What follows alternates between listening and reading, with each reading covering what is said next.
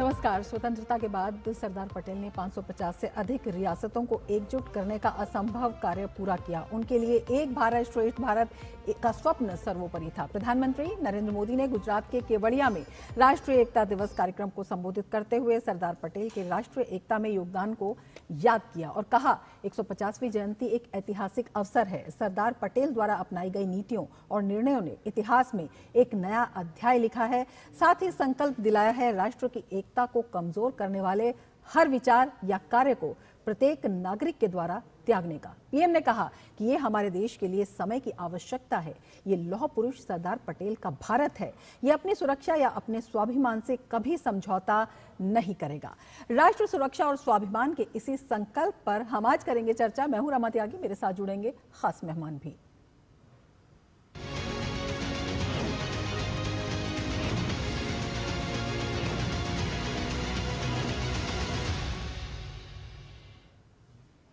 विकसित भारत का सपना साकार करने के लिए पीएम मोदी ने लोगों से एकजुट होकर राष्ट्र की प्रगति के लिए खुद को समर्पित करने की अपील की। पीएम ने कहा, पिछले 11 सालों में एनडीए सरकार ने नक्सलवाद और माओवादी आतंकवाद पर एक निर्णायक और करारा प्रहार किया है। देखिए ये खास रिपोर्ट।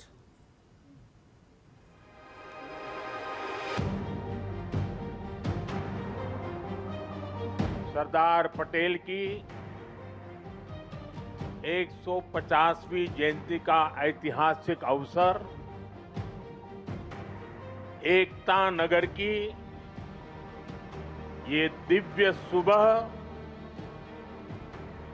ये विहंगम दृश्य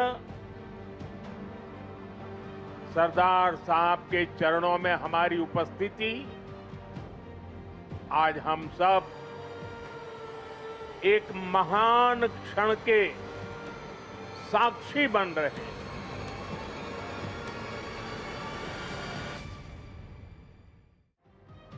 आजादी के बाद 550 से अधिक रियासतों का भारत में विलय कराने का असंभव काम करने वाले लौह पुरुष सरदार वल्लभ भाई पटेल की 150वीं जयंती पर कृतज्ञ राष्ट्र उन्हें नमन कर रहा है।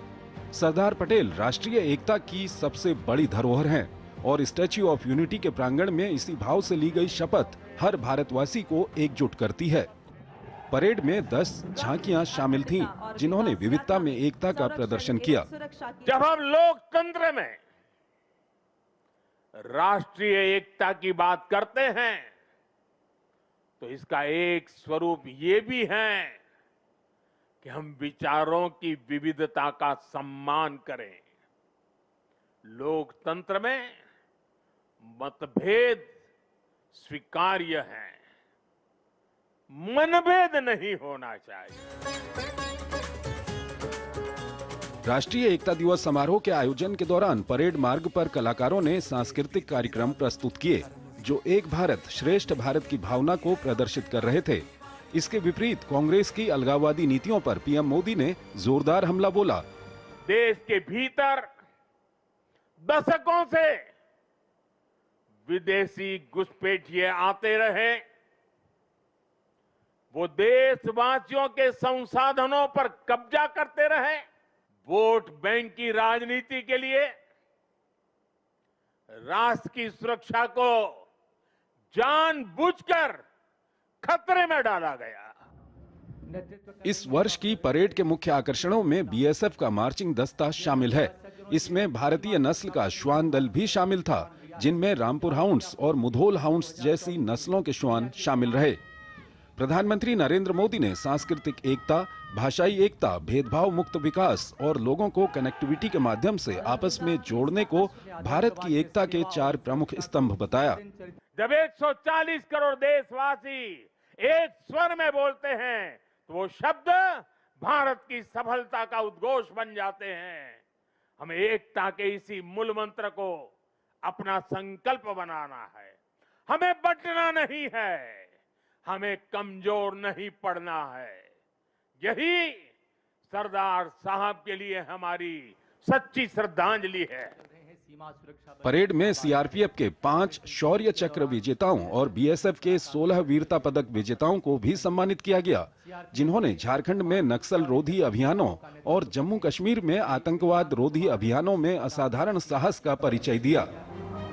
गुजरात के एकता नगर से नीरज सिंह की report, DD news.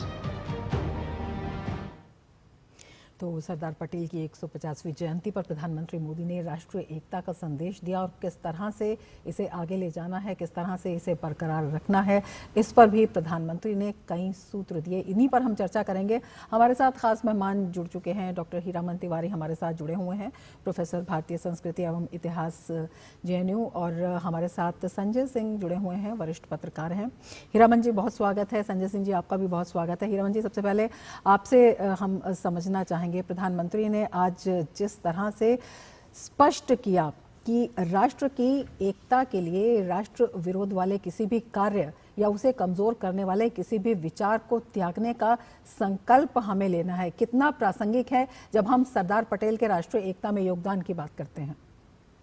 Rama ji, जैसे कि आपने कहा और आपकी रिपोर्ट में भी कहा गया, आज का दिवस जो है जिसे एकता दिवस के नाम से जाना जाता है पिछले 10 वर्षों से, और ये देन भी प्रधानमंत्री नरेंद्र मोदी की है जब से वो सत्ता में आए हैं। उसके बाद से यदि आज आप उनके कार्यक्रमों और उनके भाषण को देखें तो लगभग 100 वर्षों के जो इतिहास है, वो सांस्कृतिक और राजनीतिक और आर्थिक इतिहास है, उसकी जिस प्रकार से संरचना उन्होंने आज हमारे सबके सामने व्यक्त की है कि वो किस प्रकार से उसमें योगदान रहा है सरदार वल्लभ भाई पटेल का, कहां पर जो चाहते थे वो नहीं हो पाया, उसके पीछे क्या कारण थे, और क्या उनकी एक सोच थी जिसे वो कहते हैं कि एस्पिरेशन क्या थी, उनकी भावना क्या थी कि भारत किस रूप में इतने शताब्दियों तक गुलामी में रहने के बाद भारत को जब स्वतंत्रता मिली या मिलने वाली थी, उस समय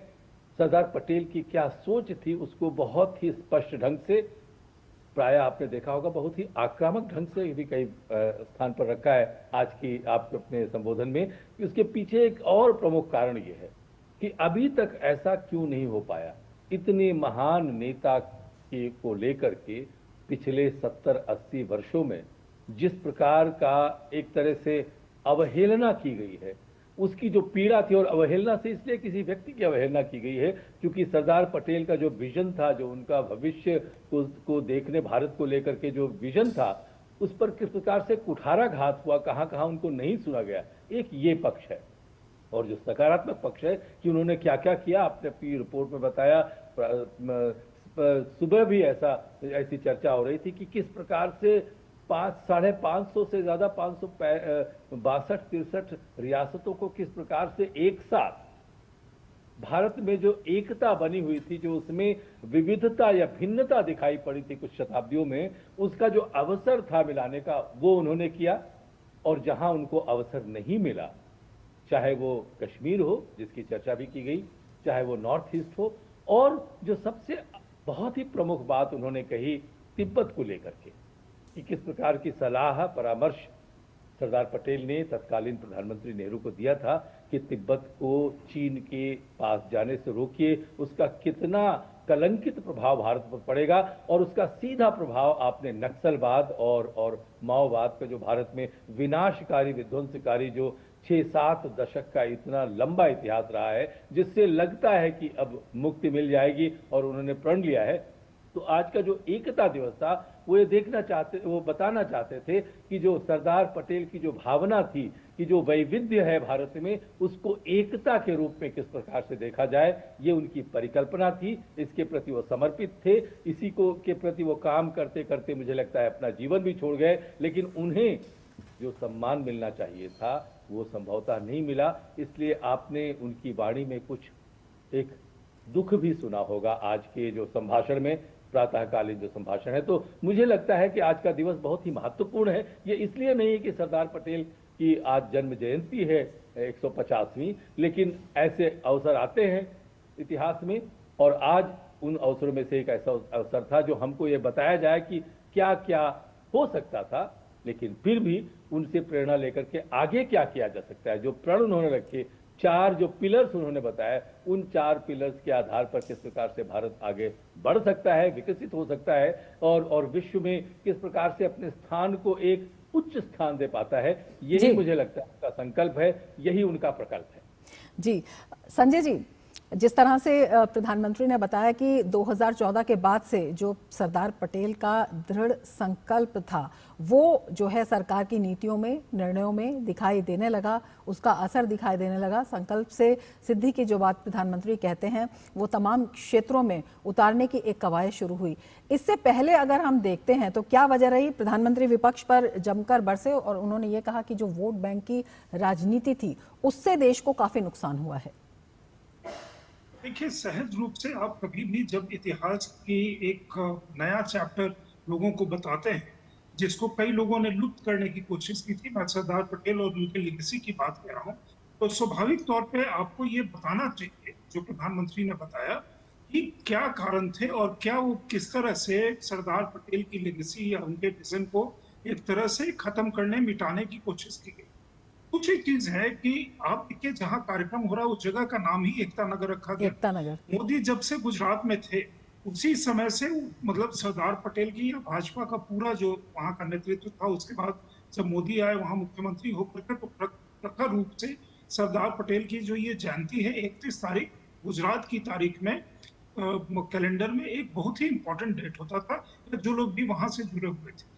केंद्र में यूपीए की सरकार थी, मनमोहन सिंह, कांग्रेस मतलब सोनिया गांधी के उससे, तो यहाँ पे कुछ नहीं होता था। यहाँ इंदिरा गांधी का जो मतलब उनका उनके निधन का दिवस जो के कार्यक्रम जो भी होते थे कांग्रेस, एक महान विभूति को हम भूल गए। उस जगह का नाम एकता नगर रखा गया। जो स्टैचू ऑफ यूनिटी का निर्माण हुआ है वो देश और दुनिया के जितने भी लोग हैं उनके लिए ये एक प्रेरणा और दर्शनीय स्थल बना है। वो वर्चुअली एक बड़ा सा एक मतलब बैरन सा आइलैंड को लेकर के आपने इतना बड़ा चीज बना दिया। वो अपने आप में एक बहुत ही मतलब बहुत ही एक सम्मान, हमारे लिए गर्व का विषय है। जो आज का इवेंट है उसमें एक चीज हमें बहुत गौरवान्वित करता है, और जितने सिक्योरिटी पैरामिलिट्री फोर्सेस हैं उनके लिए बहुत गर्व का दिवस होगा, क्योंकि उनके लिए इस तरह के सम्मान का या इतने वैभव के साथ कोई और कार्यक्रम नहीं होता था। अलग अलग उनके कार्यक्रम होते थे। तो वर्चुअली जैसे रिपब्लिक डे परेड का एक इतना विहंगम कार्यक्रम होता है, उस तरह का एक कार्यक्रम हम वहां पे देख रहे हैं।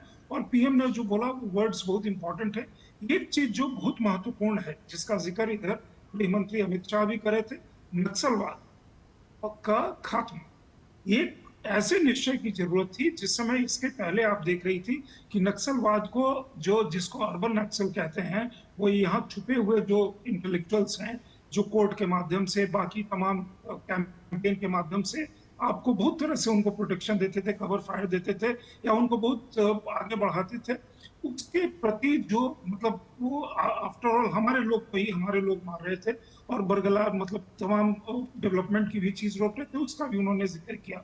आगे का एक रोड मैप बताया। तो मुझे लगता है कि अगर सरदार वल्लभ भाई पटेल को सच्ची श्रद्धांजलि मिल सकती है तो वो मोदी उन्होंने दिलवाया, और मोदी सरकार ने मतलब ये भी उनके यहाँ आने के बाद गुजरात में उन्होंने चूंकि इस चीज को एस्टैब्लिश किया था तो वो बना।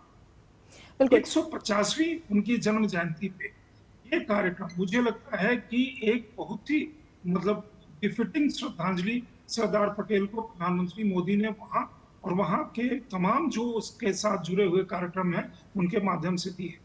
बिल्कुल, श्रद्धांजलि भी है और इतिहास में जो झांकने की ज़रूरत पर प्रधानमंत्री ने एक तरह से संकेत दिया, संदेश दिया, जिससे कि आगे की जो राह है वो तय की है और जो हमारी भावी पीढ़ी है उन्हें भी वो इतिहास पता लगे, उस लिहाज से भी काफ़ी ज़रूरी है। हीरामन जी, आपसे समझना चाहेंगे, प्रधानमंत्री ने साफ तौर पर कहा नक्सलवाद जो एक बड़ी समस्या, इसके साथ ही जिस तरह से आप बता रहे थे कि जो चीज़ें जो है उस समय रह गई थी वही एक बड़ी समस्या के रूप में सामने आई। कश्मीर में 370 की बात उसका प्रधानमंत्री ने जिक्र किया। किस तरह से, क्योंकि प्रधानमंत्री ने सीधे तौर पर कहा कि जो राष्ट्र की सुरक्षा थी उस पर वोट बैंक की राजनीति के चलते जो है समझौता किया गया। इतिहास के उसी पहलू को हम आपसे समझना चाहेंगे। जी, आपने अभी सुना, संजय सिंह ने बड़े अच्छे ढंग से प्रस्तुत किया कि किस प्रकार से क्या क्या त्रुटियां रही होंगी। और मुझे लगता है आज का जो भाषण था, जिस प्रकार से उन्होंने प्रस्तुत किया है पूरे लगभग 80, 90, 100 वर्ष के एक तरह से भारत के इतिहास को, वो बहुत ही अहम इतिहास है। आपने स्वयं बताया अपनी रिपोर्ट में, अभी भी कह रहे हैं कि नक्सलवाद जिस प्रकार से फैला और जिस प्रकार से उससे जूझना चाहिए था भारत की सरकारों को, एक सरकार की बात नहीं हो रही है, भारत की सरकारों को, किस प्रकार से अर्बन नक्सल की बात अभी संजय सिंह जी कर रहे थे, बहुत ही स्पष्ट शब्दों में कहा कि अर्बन नक्सल की क्या भूमिका रही है। इस प्रकार के संहारकारी जो उनके कृत्य हुआ करते थे, प्रधानमंत्री ने आज तो संख्या भी बताती कि हमारे पुलिसकर्मी, कितने पुलिसकर्मी मारे गए होंगे, कितना ह्रास हुआ है, कितना नुकसान हुआ है भारत का। तो ये एक बहुत बड़ा रोग भारत के लिए था, क्षय रोग की भांति, और उसको पलने या बढ़ने में या उससे लड़ने में जो असमर्थता थी, विफलता थी, जो झिझक थी, उसकी ओर साफ साफ उन्होंने इशारा किया और कांग्रेस पार्टी का नाम लेकर के कहा कि कांग्रेस पार्टी की सरकारें या उसके द्वारा समर्थित जो सरकारें हैं वो इसको रोकने में कोई काम नहीं। और इसीलिए उन्होंने कहा कि हम ये संकल्प लेते हैं कि नक्सलवाद तो समाप्त हो ही जाएगा, लेकिन उसके साथ साथ जिसका जो बौद्धिक और जिसको अर्बन नक्सल के नाम से जाना जाता है, जो शहरों में, नगरों में जो बौद्धिक समर्थन मिलता है, जो दूसरे और तौर तरीके अपनाए जाते हैं, उनको बल देने के लिए उनकी कमर कैसे तोड़ी जाए। और इन सब के पीछे उद्देश्य है भारत को विकसित भारत के रूप में देखना, क्योंकि भारत एक जब शांति होगी तभी समृद्धि होगी। और जैसा कि आपने कहा कि अगर संकल्प है तो सिद्धि होगी, लेकिन उसके लिए मार्ग प्रशस्त करना पड़ता है। उस मार्ग को प्रशस्त करने के लिए क्या क्या करना है, एक और भी महत्वपूर्ण उन्होंने बात कही प्रातःकाल, और जिसको आप जानते हैं कि ये अभी संजय जी भी उल्लेख कर रहे थे कि स्टैच्यू ऑफ यूनिटी जो सरदार वल्लभ भाई पटेल जी की है, उसमें अधिकांश जो लोहा लगा है वो किसानों के औजारों से मांगा गया था।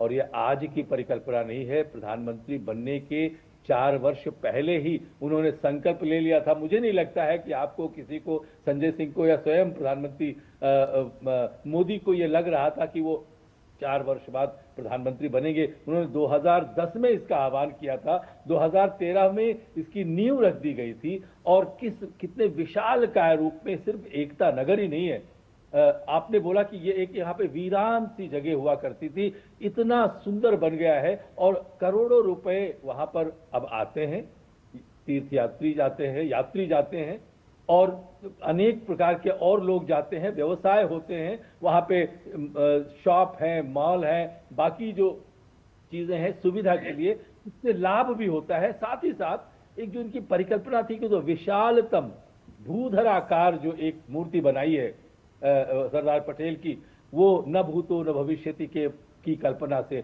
उसके पीछे कोई न कोई इतिहास को अंकित करने का एक जो प्रण था, उस प्रण को पूरा किया। और उसके माध्यम से विकास के क्या कार्य हो सकते हैं, चाहे वो एकता नगर हो या अन्य भाग हो भारत के, हर स्थान पर जहां भी अवसर मिलता है कि किस प्रकार से इसको उन्नत किया जाए, विकसित किया जाए, विरासत के साथ विकास को साथ कैसे लेकर चला जाए। जी बिल्कुल, इस पर भी जोर दिया। संजय जी, आपसे हम समझना चाहेंगे, प्रधानमंत्री ने पूर्वोत्तर की चुनौतियों की बात की, जिस तरह से पहले एक चुनौतीपूर्ण क्षेत्र वो था कश्मीर की, उन्होंने बात की। इसके साथ ही उन्होंने माओवाद के खात्मे की बात की और अब 2026 तक जिस तरह से नक्सलवाद को ख़त्म करने का संकल्प रखा है और उसका जो परिणाम है वो भी दिखाई दे रहा है, लक्ष्य है। उसी तरह से उन्होंने घुसपैठ को भी एक उसी तरह की एक बड़ी समस्या बताया। ये जो है कितना गौर करने वाला पहलू है? देखिए, बहुत ही अहम इश्यू है किसी भी देश के प्रोग्रेस में। हमारे यहाँ क्या होता रहा कि जितना भी, जैसे नक्सलवाद को, जो अर्बन नक्सल और मतलब लिबरलिस्ट या किसी भी चीज को अगर बीजेपी अपोज करे तो उसके पीछे एक सेक्युलरिस्ट की जो सो कॉल्ड है उनकी बड़ी तादाद सामने चली आती।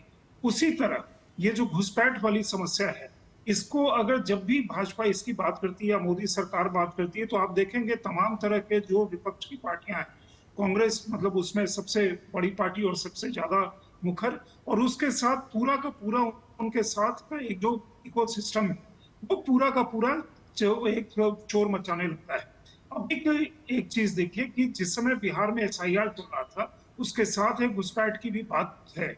अगर कोई भी कहता है कि घुसपैठ नहीं है तो बिल्कुल डिनायल मोड में रहता है, या नाइविटी के कारण, या दूसरी चीज की कॉन्शियसली आप कहते हैं कि आप इन लोगों को आने दो। और ऐसे कई लोग, अभी एक डेलीगेशन गया था जिसमें जामिया के और बाकी जगह के कई लोग गए थे, और जिसमें कुछ लोग वकालत के पेशे से हैं, बाकी एक पूरा उनका ग्रुप था, और जाकर के वो कहने लगे वहां की आते हैं तो इनको आने दो, क्या प्रॉब्लम है।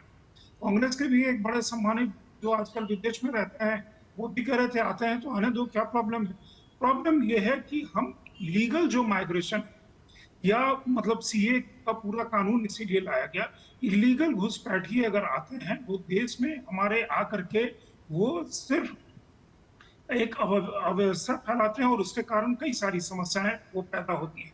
इसलिए ये बहुत निर्णायक है और दुनिया का हर देश अब इस चीज के लिए काफी ज्यादा कॉन्शियस है। एक तरफ अगर आप कहते हैं कि हमारे देश में मुसलमानों को सेकेंड ग्रेड सिटीजन या उनको उनको बहुत प्रताड़ना होती है और उसके बाद आप कहते हैं कि रोहिंग्या को आने दो, यहाँ बसने दो, तो मतलब ये अजीब सी एक डायकोटोमी है। और एक स्ट्रॉन्ग, देखिए मोदी सरकार की एक बहुत बड़ी खासियत ये है, कोई भी ऐसी चीज जिसको पॉलिटिकली लोग कहते थे कि पॉलिटिकली प्रूडेंट है इन सब चीजों पे नहीं बोलना, मोदी सरकार उसके विपरीत जाकर के जो प्रैक्टिकल है देश के हित में है उस चीज की बात करती है। आपने जिक्र किया, इसके पहले हम लोगों ने जिक्र किया नक्सलवाद का। 370 देखिए इस जन्म में तो नहीं हो सकता, हो गया 370। नॉर्थ ईस्ट के बारे में बीजेपी आने के बाद नॉर्थ ईस्ट में चुनाव भी होते थे तो केवल फुटनोट में आकर के चले जाते। अब नॉर्थ ईस्ट के इशू हाईलाइट होते हैं। इस सरकार का बहुत फोकस है नॉर्थ ईस्ट पे। नॉर्थ ईस्ट में भारत मतलब भारत के अन्य प्रांतों से जितने टूरिस्ट जा रहे हैं, जितने लोग नॉर्थ ईस्ट के प्रति जिनका रुझान बढ़ रहा है या वहाँ जिस तरह की डेवलपमेंट हो रही है, एक इशू को लेकर के, मणिपुर के एक इशू को लेकर के काफी शोर मचाया गया, जिसके कारण कहीं काफी पहले से छुपे हुए थे वो उभरे हैं और उनको मतलब बीच में एक कारणों में कॉन्ट्रडिक्शन थोड़ा शार्पन हुआ, जिसके कारण और भी और काफी डीप रूटेड और भी कारण। उसी तरह ये जो घुसपैठ वाली चीज है, इसकी प्रक्रिया को जिस सख्ती के साथ, ऑलरेडी सुप्रीम कोर्ट का भी उसमें गाइडलाइंस है, उनके जजमेंट है, लेकिन कोई भी उस चीज को टच नहीं कर रहा था केवल वोट बैंक पॉलिटिक्स के कारण। ये सरकार इस चीज को, मोदी इसका ऐलान 15 अगस्त के भाषण में कर चुके हैं, आज भी उन्होंने कहा और इसके खिलाफ वो कदम उठाए जा रहे हैं। मुझे लगता है राष्ट्र हित में जो बात है, जो देश में बाकी बहुतायत में नेशनलिस्ट लोग हैं, ज्यादातर लोग नेशनलिस्ट है, एक छोटी संख्या जो है जो इंटेलेक्चुअल गार्ड के साथ आती है वो इसमें काफी शोर मचाती है। तो ये जो चीज है ये काफी अहम चीज है और मुझे लगता है कि आज वहां जितने भी अर्धसैनिक बल के लोग बाकी देश भर में फैले हुए हैं, उनके लिए काफी बड़ा मोरल बूस्टर आज का दिन होगा। बिल्कुल। हीरामन जी, प्रधानमंत्री मोदी ने औपनिवेशिक मानसिकता को भी देश के विकास को पीछे रखने में एक बड़ा कारक बताया। औपनिवेशिक मानसिकता को दूर करने के लिए जिस तरह से पंचप्रण में भी प्रधानमंत्री ने इसे शामिल किया और इसके साथ ही जिस तरह के कदम अब उठाए जा रहे हैं उन्हें किस तरह से बताना चाहेंगे, क्योंकि जब हम बात करते हैं औपनिवेशिक मानसिकता से हटने की तो स्वदेशी की बात भी तभी सामने आती है और स्वदेशी को लेकर, कनेक्टिविटी को लेकर, विकास की जिस तरह से नई राह तमाम उन क्षेत्रों में भी निकल रही है जहां कल्पना करना भी मुश्किल हुआ करता था। जी बिल्कुल, अभी संजय जी भी बता रहे थे कि ये देखिए कि उसको अगर आप इस प्रकार से देखें कि औपनिवेशिक की मानसिकता जो है वो किस प्रकार से घर करती है, सबसे बड़ा उदाहरण उसका माओवाद और नक्सलवाद भी है।